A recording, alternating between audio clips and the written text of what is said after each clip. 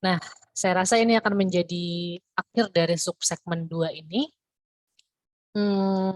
Jadi tentunya setiap konstanta Pasut itu memiliki kecepatan dan amplitudonya masing-masing, tapi tentunya kecepatan dan amplitudo ini berbeda-beda di setiap lokasi gitu ya.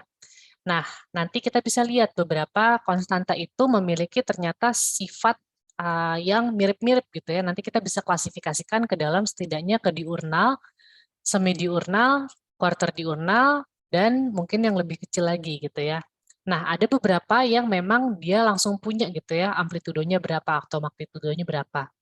Tapi ada beberapa sifat yang dia itu shallow water gitu ya, jadi bukan yang hubungan antara bumi dengan benda-benda langit gitu ya, tapi dia itu biasanya tidak punya magnitudonya berapa gitu ya. Jadi nggak jelas gitu sebenarnya dia amplitudenya berapa karena dia benar-benar tergantung dari kondisi di uh, lokasinya gitu ya. Jadi mungkin geser sedikit udah beda lagi gitu ya karena dia shallow water. Beda dengan yang sifatnya memang ya seluruh dunia akan mengalami apa ya posisi bulan yang secara siklus gitu ya terus-menerus gitu kan mengitari bumi, bumi yang terus-menerus mengitari matahari dan sebagainya.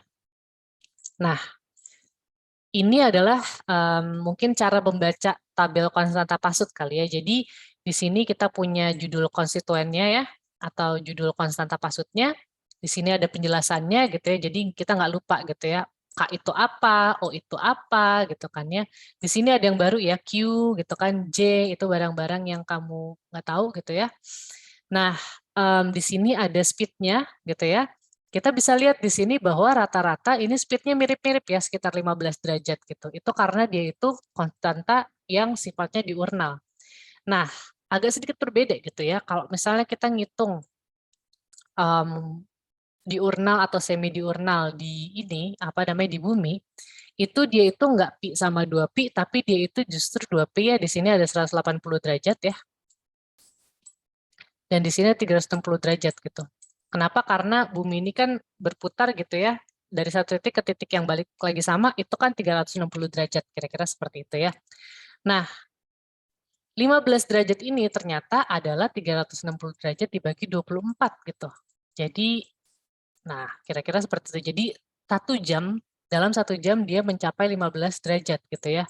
Berarti sampai ke 180 derajat ya 12 jam gitu ya. Sampai dia balik lagi satu siklus dia butuh 300 dia butuh 24 jam. Kira-kira seperti itu ya. Dan ini adalah amplitudonya gitu. Dari sini kita bisa lihat bahwa oh ternyata amplitudo yang paling gede di titik ini adalah K1. Dan yang paling tidak ada efeknya atau efeknya paling kecil ternyata adalah yang J1 gitu ya. Itu jarak um, bulan gitu ya, yang berubah-berubah kira-kira seperti itu nggak terlalu ngefek. Nah, bagaimana dengan konstanta yang semi diurnal gitu ya. Nah, kita bisa lihat juga di sini ya, ini sama ya cara bacanya. Oh, sorry, tadi kita balik ke sini dulu ya. Ini kita bisa lihat semuanya angkanya 1 ya, karena dia itu diurnal. Lalu kita ke sini, ada yang semi diurnal ya, 2, 2, 2 semuanya. Oke. Ada yang langsung 2MS2 gitu ya. Jadi itu gabungan gitu antara shallow water constituent gitu ya. Jadi shallow water constituent ini ternyata hubungannya antara M2 dan S2. Kita lihat M2 apa, S2 apa gitu ya. Nggak ada amplitudo khususnya, tapi dia tetap punya siklus gitu. Siklusnya keulang setiap berapa kali. Lagi-lagi kita bisa lihat di sini karena dia itu semi diurnal, kecepatannya itu kira-kira 2 kali dari yang diurnal ya, sekitar 30 derajatan gitu. Nah, di sini kita bisa lihat ternyata amplitudo paling besar itu ini ya, M2, seperti tadi kita sudah pelajari, dan ternyata ada T2 di sini, T2 itu besar nih gitu ya, ini apa gitu kira-kira. Nah, lanjut lagi ke yang quarter diurnal nih ya. Quarter diurnal ada M4, ada MS4 ya.